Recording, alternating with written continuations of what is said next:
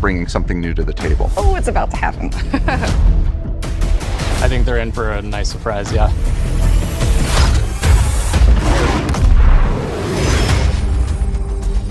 We're excited to finally talk about our brand new game, launching this year, Black Ops 7. This is a story we've been building for years, designed from the start to deepen the Black Ops universe. We're picking up the thread in 2035, a world shaped by the consequences of choices made long before. It's a future forged by fear. We're always looking for new ways to one-up ourselves and push beyond what we've achieved before. And Black Ops 7 gives us the opportunity to take valuable player feedback and infuse it directly into our development to make this the best Black Ops experience. You'll be able to squad up with friends or play solo in a fresh and innovative co-op campaign. Jump into a 2035 multiplayer experience loaded with brand new maps. And yes, the next chapter of Zombies, set entirely in the Dark Ether. First, let's dive into our campaign. From the start, our goal was to tell a story that could stand on its own while also honoring the legacy of the series. Throughout development, we found meaningful opportunities to reconnect with characters and storylines from earlier Black Ops titles. What say we wrap this shit up real quick today, okay? I need to hit the beach and work on my tan. Black Ops 7 takes place about 10 years after the events of Black Ops 2 with Raul Menendez and his Cortes DA movement. It's such a good period of time because how have these characters changed over the last 10 years? We have this sweet spot here to really open up some new relationships between characters. At the end of Black Ops 2, Raul Menendez was seemingly killed. Now in 2035, he's back with a mysterious video threatening to burn the world down in 3 days. In response to this imminent threat, the Guild, a global tech conglomerate, has stepped in to offer protection where governments and nations have failed. David Mason, callsign Section, is back, deployed to investigate the new danger. What begins as a tactical operation quickly unravels into something far more disturbing, as they uncover a weapon engineered to turn fear into an instrument of war. So when the team gets exposed to it, we get to dig into twisted versions of their memories. It really plays on their fears. It puts them into this kind of paranoid state. As the story deepens, reality fractures, missions twist into surreal dreamscapes, and the line between memory and madness begins to blur. You just gotta play and see. At the heart of it all is David Mason, returning from Black Ops 2 and now portrayed by Milo Ventimiglia, who brings the grounded intensity and emotional depth that the story demands. David is a true leader, but he's riddled with doubts. He's always worried, did he do the right thing? That fear is really the basis of this story. Under the authority of now Commander Troy Marshall, David now leads a new JSOC unit, codenamed Spectre 1. As the world spirals into uncertainty, David must hold his team together. Now let's meet the team. Mike Harper returns with his tough-as-nails attitude and signature humor. We get this good balance of the energy that he brings, but also the way that he can take David aside and be really honest with him. Michael Rooker reprises the role, and he brings every ounce of personality you'd expect. The guy is not a lot of fun. Balancing Harper's bold personality is Eric Samuels, portrayed by John Eric Bentley. After protecting the president alongside David and Harper back in Black Ops 2, he formed a deep respect for David. Resigning from the Secret Service and joining his elite JSOC team, Samuels believed he could make a greater impact at David's side. 50/50 is one of our new characters. She's pretty amazing. She's Samoan, and she's kind of worked her way up, and then at a certain point in her life, started experiencing this degenerative disease. Rather than getting taken away from the field, she is willing to get some of her limbs replaced with bionic limb replacements. She's played by Frankie Adams, who is just a perfect fit for the role. It would suck to get kicked and punched by her. Alongside these new and returning faces, we're introducing Emma Kagan, portrayed by Kiernan Shipka. As the CEO of the Guild, Emma has positioned herself as humanity's last line of defense against the emerging threat. But her philosophy on how to confront this crisis puts her at odds with David and his team, raising questions about trust, control, and the cost of survival. You'll also meet operatives like Slade Razor Barrick, who heads up Spectre 2, the secondary JSOC team supporting the mission. Integral to our story is the enduring shadow of Raul Menendez. Now, as the world spirals towards chaos once again, the question isn't just whether Menendez is back. It's whether David is ready to face what that truly means. It was just the beginning. A necessary first step. Mission variety is at the core of Black Ops 7. I can say that you are definitely going to see some of the most trippy shit you have ever seen in a Call of Duty campaign. Things are going to progressively get really, really crazy the more you play. You're going to travel to places in reality in the game, but also in your mind. We can go to Nicaragua. We can go to Los Angeles, all within the span of seconds because there's no limitations on what this mindscape can bring. Avalon isn't just where the story begins, it's where it unfolds. It's where the Guild is based. And while we won't spoil why that matters just yet, their presence here is no accident. It's a city layered with history and power, hidden agendas, designed from the ground up to serve both the narrative and the gameplay. Having Avalon as this massive space is a first where we can actually integrate seamlessly into the campaign. You're doing a very specialized mission here, and then you go back to Avalon and you're progressing the story. It's a place where the past and future collide and where the truth about Menendez and the Guild waits to be uncovered. And as part of the co-op campaign, we're unleashing something bold, the endgame. This isn't just a final mission, it's a proving ground, a culmination of everything you've learned through the campaign, then turned on its head. The endgame is a social experience where you and your squad will need to master abilities, survive overwhelming odds, adapt under pressure, and break the rules of what you thought a campaign could be. And you get to do it not just with your friends, but there's another 28 players, so 32 in total. It is truly a living world. With this whole new canvas at our fingertips, we want to make sure players could be rewarded in fresh new ways, even if they only play for the story. So for the first time ever, we're proud to announce we're bringing global progression to the campaign in Black Ops 7. Earn XP, complete challenges, level up your weapons in the campaign, and bring them into MP, Zombies, or Warzone. Built for solo or co-op play, this campaign pulls you into a threat that demands your attention, twists your expectations, and reminds you exactly why Black Ops stories are so unique. If I take a step back and say what was the vision for multiplayer in Black Ops 7, it really started with that 2035 setting. Moving forward to 2035 lets us push the gameplay, make sure that we're making the most balanced and fun game as possible.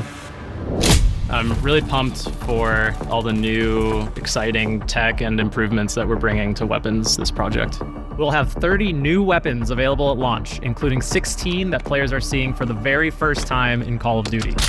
It's always about finding the right balance of something brand new as well as delving into some of our past experiences. So we're always looking at other Black Ops games and trying to pick out little nuggets, weapons that people have really loved and maybe haven't seen in a long time, as well as some of those that keep coming back, but they're better than ever.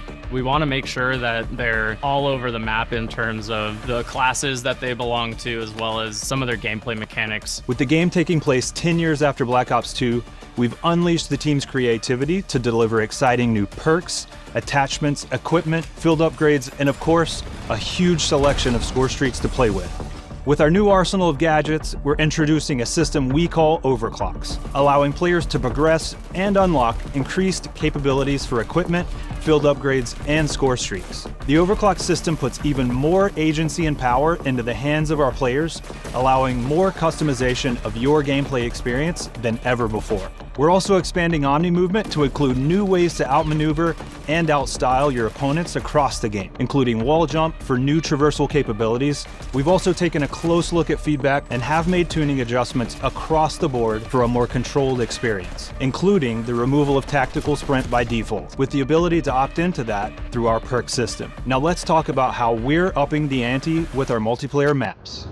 We're taking multiplayer to bold new locations that are deeply connected to the narrative. You'll fight through covert guild facilities in Japan, revisit David Mason's childhood cabin in the Alaskan wilderness, infiltrate a remote tundra installation, and clash across a high-tech solar array in the Australian outback. Our maps are designed to breathe more, giving players the space to fully explore our expanded Omni movement system, while still delivering the tight cover-to-cover combat that defines Black Ops. Each layout emphasizes clear lane definition, strong sightlines, and opportunities for creative flanking and positioning. Whether you're a run-and-gun player, a tactical defender, or someone who thrives on movement and momentum, there's something here for you to learn, adapt to, and dominate.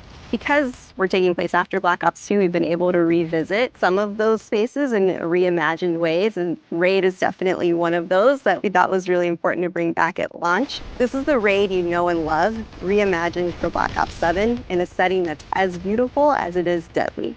I think my favorite new multiplayer map is going to be the Forge. Yes, that would be Forge. Scar. Cortex. Homestead, for sure. We've got 16 exciting maps at launch, all 6v6. We're also hard at work crafting some of the most unique maps for post-launch, leaning all the way into the themes of Black Ops 7.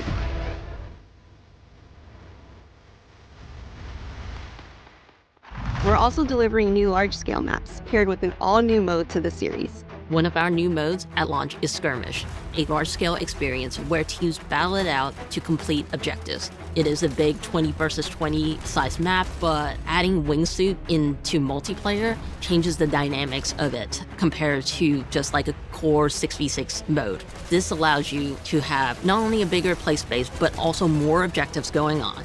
A squad captures an objective, they could basically wingsuit across the map to capture the next objective. One of my favorite things about Skirmish is that no one match feels the same. This is a multiplayer experience designed to surprise you, built with intention, shaped by experience, and driven by the variety that keeps players coming back. Stay tuned later this year for more details at our full multiplayer reveal at Call of Duty Next. And of course, you'll be able to get hands-on in the open beta. Now, let's dive into all the new ways you'll be rewarded through our global systems. For the first time ever in a Call of Duty, we have a connected campaign. All the great XP, progression, challenge systems you know and love from multiplayer, zombies, and Warzone will be in co-op campaign. For the first time ever in Call of Duty, you're going to be able to share your weapon builds. You can send a build directly to a friend, so they don't have to create it themselves. We're also adding a build code to Gunsmith, so whenever you see a screenshot of another player's build out of the game, you can enter the code to copy the exact same build.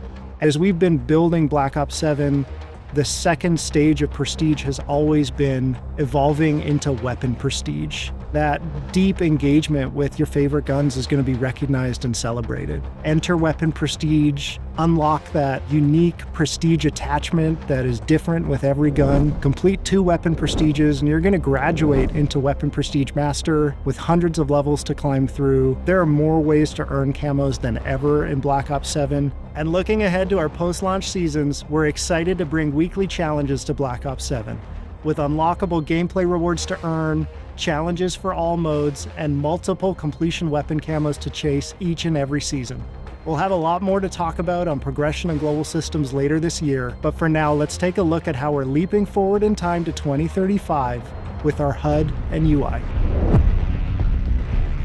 It's great because it's not so far in the future that it's sci-fi. It's still kind of grounded in the technology we have today. It's still believable, but it does kind of break free from the constraints. There's a lot of VR and AR headsets that have come on the market in the last few years, and so if you take a look at that and you imagine, okay, 10 years down the line, what's that going to look like?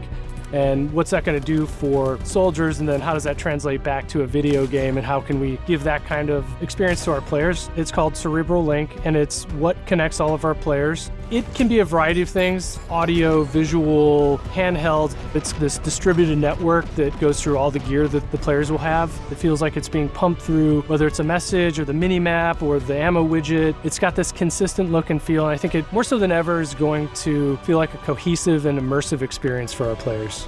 Accessibility is important because it brings in new players, it strengthens our community, it helps us form new connections, form new bonds, new friendships. One of the main things that I focused on was the center dot that you see in first-person games is usually the go-to fix for motion sickness. I started trying to figure out how we can build upon it and find other ways to reduce motion sickness for our players. We'll have more details about this and other new features as we get closer to launch. we get the opportunity to mess with some cool future or high-tech technology that we're putting on full display throughout the entire game. To highlight just a few, we got next-level GPU particles and vector fields, volumetric fluid simulation, and dynamic surface deformation. But what does all that tech speak mean for you? Snow that gets trampled when you step in it, fog that parts and swirls when you run through it, and truly epic explosions. And a bunch of other stuff you'll just have to discover for yourself. We're pulling out all the stops with round-based zombies this year. After the events of Black Ops 6, our crew is now trapped in the dark ether. This is a whole new universe to explore in zombies, where the team's creativity can absolutely run wild.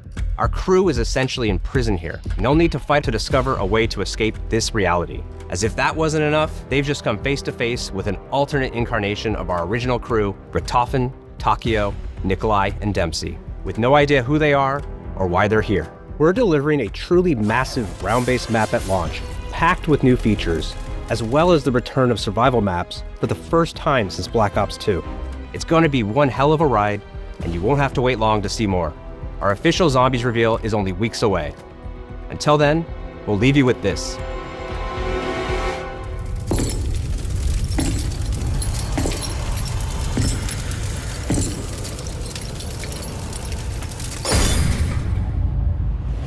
On behalf of all the studio teams working to bring Black Ops 7 to life, thank you for being part of this journey. We have so much more to show you, including new gameplay features, our MP and Zombies reveals, and more coming in the next weeks. In the meantime, mark your calendars for the worldwide multiplayer reveal at Call of Duty Next on September 30th.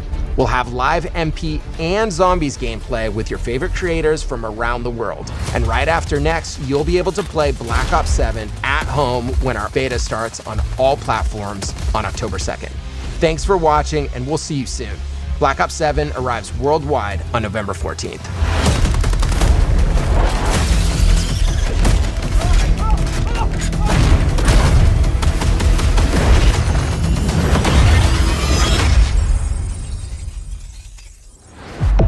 Get the Reznov Challenge Pack when you pre-order now.